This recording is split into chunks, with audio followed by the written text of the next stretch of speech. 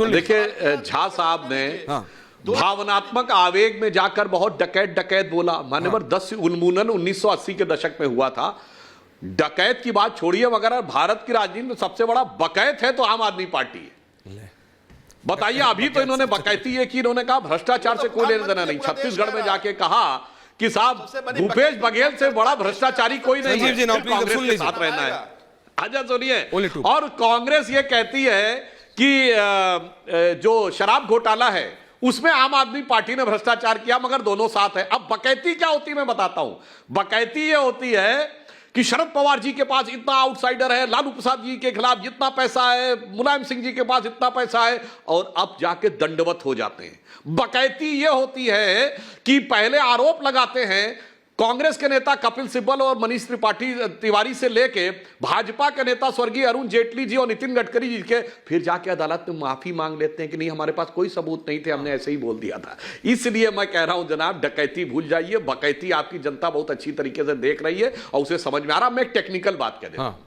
देखिए, जहां तक सदन में बहुमत सिद्ध करने की बात होती है तो 1994 में एसआर बोमई केस के बाद एक सुप्रीम कोर्ट ने प्रोसीजर ले डाउन कर दिया। आपको याद हो, उसको सबसे पहले राष्ट्रपति के.आर. नारायण ने 1998 में जब हम लोगों की अटल जी के नेतृत्व में सरकार आई थी, याद करिए जयललिता जी के पास 27 सांसद थे जी। राष्ट्रपति ने कहा हम ऐसे नहीं मानेंगे, हमें वेरीफाइड सत्यापित लेटर चाहिए और हम वेरीफाई करेंगे कि क्या हुआ। और आपको याद हो, कुछ दिन तक सरकार का गठन अटका रहा था। उसके बाद मैं समाजवादी पार्टी के प्रतिनिधि बैठे, याद दिलाना चाहता हूं 2002 में उत्तर प्रदेश विधानसभा में सपा सबसे बड़ी पार्टी थी 143। उसके बाद मुलायम सिंह जी गए तो राष्ट्रपति थे, राज्यपाल थे विष्णुकांत शास्त्री, जिन्होंने कहा नहीं साहब 203 की सूची वेरीफाइड दिखाइए। अगर वेरीफाइड होती है ना, तो मैं याद दिलाना चाहता हूं तब हैदराबाद जाने की जरूरत नहीं पड़ती। 2005 में अर्जुन मुंडा जी की सरकार को सिप्ते रजी, कांग्रेस के राज्य सरकार थी, उनके राज्यपाल थे, उन्होंने नहीं दिया था। हमने आके राष्ट्रपति भवन में परेड करा दी थी और बाकायदा हलफनामे के साथ उनका लेटर भी दे दिया था और फिजिकली भी दिखा दिया था, देखो भाई ये हमारे साथ खड़े। मगर अगर नहीं है और आप कहेंगे कि 48 है, तो मानी हुई बात है जो प्रेसिडेंस 1998 में राष्ट्रपति के.आर. नारायण रख गए हैं, जो एसआर बोमई केस के रूलिंग के सुप्रीम कोर्ट के अनुरूप है, उसके अनुरूप आपको स्थापित करना पड़ेगा। इसीलिए राज्यपाल कहता है कि भाई मुझे वेरीफाई होने के बाद ही हम इस बात को लिखेंगे। आप किसी का भी समर्थन लिख देते हो, और ऐसे कई बार हुआ है कि बाद में विधायकों ने कहा नहीं साहब हम साथ में नहीं थे, हमारे तो सिग्नेचर नहीं थे, या हमसे कोरे, और जबकि ये मीडिया में रिपोर्ट आई है कि कोरे कागज पे साइन करवाया गया है।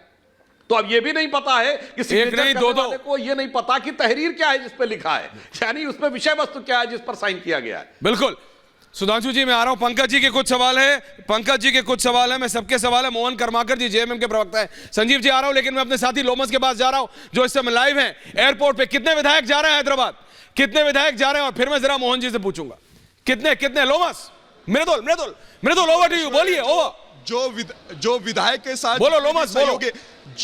विधायक के साथ जितने भी सहयोगी है वो ये कह रहे हैं कि 43 विधायकों को यहां से हैदराबाद ले जाया जा रहा है। आपने कुछ देर पहले गिनो लोमस, हम लोग रिपोर्टर हैं, एयरपोर्ट और एयरपोर्ट नेताओं की बात पर भरोसा मत करो, गिनो खुद। तमाम विधायक जो हैं कि वो तमाम जो विधायक हैं वो एयरपोर्ट के अंदर जा चुके हैं। साफ तौर पे आप देख सकते हैं जो अभी उनका लगेज है वो भी ले जाया जा रहा है, और ये प्रस्थान का जो गेट है इसी गेट से तमाम विधायक अंदर गए थे। और जो सहयोगी है, जो तमाम विधायकों के सहयोगी है, उनसे हमने बात करने की कोशिश की और ये संख्या जानने की कोशिश की, तो उन्होंने कहा ओके मृदुल, क्या आप गिन पाए टोटल विधायक कितने हैं? मृदुल, हमारी दो टीमें एयरपोर्ट पे। मृदुल, उसके बाद फिर मैं पूछता हूं। सुधांशु जी आ रहा हूं। मृदुल, देखिए ऐश्वर्य, गिनने की जो संख्या है वो बार बार यही बता रहे हैं कि 43 विधायक है, लेकिन मुझे नहीं लगता, क्योंकि 43 विधायकों की संख्या बहुत होती है।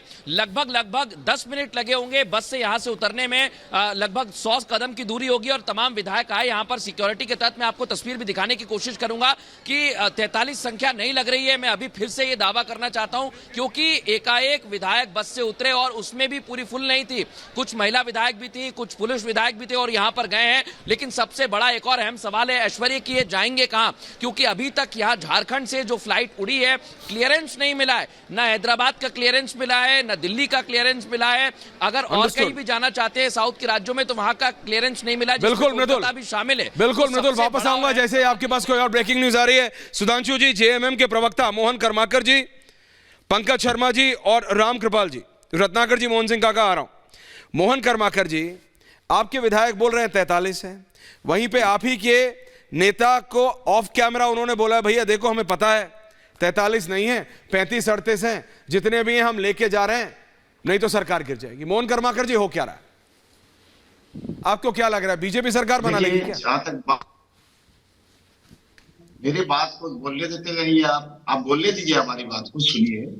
देखिए, हमने महामहिम राज्यपाल के पास लिखित हमने आंकड़ा पेश किया है। अगर महामहिम राज्यपाल को डाउट लग रहा है कि हमारे पास आंकड़ा नहीं है तो वहां पर वो परेड करा दे विधायक का, वहां हमारा आंकड़ा पूरा हो रहा है कि नहीं, उसके बाद वो हमको न्योता दे, हम विधानसभा में साबित करेंगे। लेकिन ये रोड पर, रास्ता पर, यहाँ ये नहीं है। रोड रास्ता पे तो आप जा रहे हैं ना मोहन जी, हैदराबाद तो आप जा रहे हैं, गवर्नर ने थोड़ी बोला हैदराबाद जाओ। कहीं से भी उचित नहीं लग रहा। नहीं, हैदराबाद क्यों जा रहे हैं? अगर आपके पास नंबर है तो भाग क्यों रहे हैं आपके विधायक? हैदराबाद जा रहे हैं क्योंकि जो केंद्र सरकार है, या आप जान रहे हैं कि बाकी राज्यों में किस तरह का हॉर्स ट्रेडिंग कर रहे हैं, कैसे वहां की सरकार को तोड़ करके सरकार बनाए, कैसे वहां विधायक को तोड़ पड़ोड़ किए। कौन तोड़ रहा है? सुधांशु जी की सरकार कौन तोड़ रहे हैं? सुधांशु जी की पार्टी। हम जहां, या मान लीजिए कोई और भी रीजन से जा सकती है, लेकिन जहां तक सवाल है, हमने महामहिम राज्यपाल को लिख के दिया है। अगर डाउट लग रहा है कि इनका पूरा नहीं है तो परेड करा दे वहां पर विधायक। नहीं, मैं देखिए सुधांशु जी, जेएमएम के एक नहीं कई नेताओं ने कहा, और उसके बाद आपके साथी सांसद हैं 2 from the lower house, Nishikant Dubey, वो खड़े होके बोल रहे हैं, दावे से बोल रहे हैं भैया माइनॉरिटी सरकार है चलेगी नहीं। जेएमएम बोल रहा है कि भैया बीजेपी खींच लेगी जितने भी बचे कुछ हैं, इसलिए हम लेके जा रहे हैं। क्या बीजेपी करने वाली है क्या वहां पे कुछ? बीजेपी सरकार बना रही है क्या सुधांशु जी? देखिए, बाहर कौन क्या बोल रही है, देखिए आपसे नहीं पूछ रहा हूँ, मैं ये बात कहता हूँ सुधांशु जी, हम महामहिम राज्यपाल के यहाँ रिलैक्स कर। मान्यवर, हमारे सामने बड़ी समस्या ये है कि विपक्ष के नेताओं को बड़ा शौक हो गया है अपने नेताओं को भ्रष्ट बताने का और बिकाऊ बताने का। मतलब आपकी सरकार है, अभी तो आपकी सरकार है, राष्ट्रपति शासन नहीं है, और आप ये कह रहे हैं कि आपका विधायक बिकने को तैयार है। यदि आपकी बात सही मानी जाए, पहले तो यहां खरीदारी कोई नहीं है, तो आप इतना डर रहे हैं। और मैं याद दिलाना चाहता हूं, अगर यथार्थ होता है ना तो बाकायदा संख्या के साथ काउंटिंग कराई जाती। मैं याद दिलाना चाहता हूं दर्शकों को, 22 अक्टूबर 1997 की रात को रोमेश भंडारी यूपी के गवर्नर थे, हमारे पास बहुमत था, उन्होंने हमारी गवर्नमेंट डिसमिस कर दी थी। हम लोग भाग के कोई भाजपा शासित राज्य में नहीं गए थे, हम लोग सीधे दिल्ली आए थे, और संख्या के साथ हमने 243 विधायकों को बाकायदा मीडिया के सामने उनके नाम, कॉन्स्टिट्यूएंसी नंबर, उसके साथ राष्ट्रपति भवन के सामने पहुंचा दिया था। हमने ये नहीं कहा हमारे पास हैं इतने, हमारे पास हैं इतने, ये नहीं बोला था। हाँ, जैसे 2002 में मुलायम सिंह जी कह रहे थे हमारे पास हैं, मगर 143 ही दिखा पा रहे थे। तो इसलिए मैं ये कहना चाहता हूं कि यदि कोई यथार्थ की बात होती तो इन्हें कोई समस्या की बात ही नहीं आती, परंतु सबको पता है कि हकीकत क्या है। पता नहीं कौन पकड़ के ले जाया गया है और कौन किस पर। अब याद करिए, इतना ही नहीं, अशोक गहलोत जी की तो अपनी सरकार थी राजस्थान में, और तब विधानसभा में रख के रिजॉर्ट में जाकर रख लिए थे। मतलब अपनी पुलिस तो भरोसा नहीं था भाई, अपनी सरकार रहते हुए। एक्चुअली में मुझे लगता है कि अपने नेताओं के प्रति इतना अविश्वास इनमें क्यों है, यह शोध का विषय होना चाहिए भारतीय राजनीति के लिए, कि अपनी सरकारें, अपनी पुलिस और अपनी व्यवस्था रहते हुए ये अपने नेताओं को, और फिर इतना बदनाम क्यों करते हैं अपने नेताओं को, यह भी शोध का विषय होना चाहिए। जी, इस मामले में तो फिर आम आदमी पार्टी को थोड़ा भरोसा है, क्योंकि जितना इन्होंने मीडिया में कहा कि बीजेपी, संजीव जी, जितना आपने मीडिया में कहा कि जितना बीजेपी आपकी सरकार गिराना चाह रही, आप लोग अपने विधायक कभी बाहर लेके नहीं गए। आप लोगों ने विधायक अपने दिल्ली में रखे। नहीं सर, एक लाइन बोल दूं ऐश्वर्य जी, एक लाइन बोलिए, एक लाइन अनुमति हो तो प्लीज बोलिए गुरु। सुनिए झा साहब, एक लाइन बोल दूं तब आप जवाब दीजिए। बोलिए। आम आदमी पार्टी तो अद्भुत है। क्यों? आम आदमी पार्टी के पास सुनिए 62-63 विधायक है, 90% का बहुमत है, और उसके बाद वो कह रही हमारी पार्टी तोड़ लेंगे।